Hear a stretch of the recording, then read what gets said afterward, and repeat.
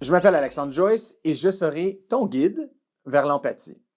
Permets-moi de te raconter une petite histoire pour te montrer à quoi ça sert l'empathie exactement. Je te raconte une histoire personnelle.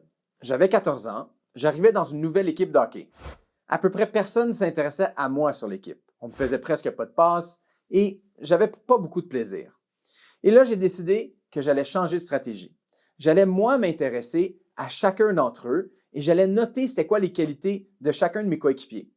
Lorsque j'avais la chance, entre deux entraînements, j'aurais une petite conversation avec chacun de ces coéquipiers-là et je leur ferais le compliment que j'avais prévu. Chaque fois que j'ai parlé avec quelqu'un, j'ai senti qu'eux, ils s'intéressaient à moi à partir de ce moment-là.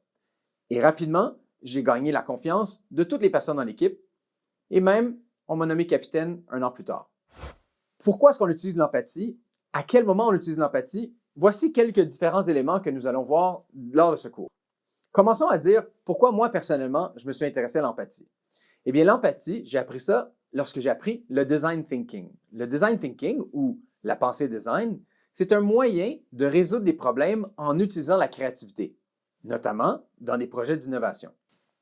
Alors, si on regarde les différents éléments de la pensée créative, il y a la première étape qui est l'empathie, de s'intéresser à autrui. Pourquoi? Parce que lorsqu'on est en train de concevoir un produit ou en train d'améliorer une expérience, on n'essaie pas d'améliorer l'expérience uniquement de nous-mêmes, mais de tous les usagers, de toutes les personnes qu'on souhaite rejoindre par notre exercice de design thinking ou par notre créativité.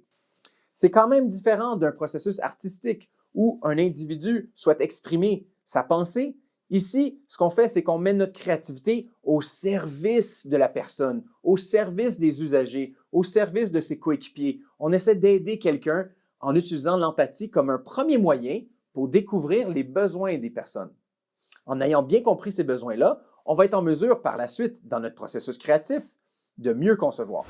J'ai une petite image humoristique ici pour vous. Est-ce que ça vous est déjà arrivé de sentir comme quoi on ne s'intéressait pas à vous, la personne, et que vous étiez un parmi tant d'autres ou un numéro parmi tant d'autres? Ça peut arriver. Et d'ailleurs, c'est ce qu'on souhaite à éviter.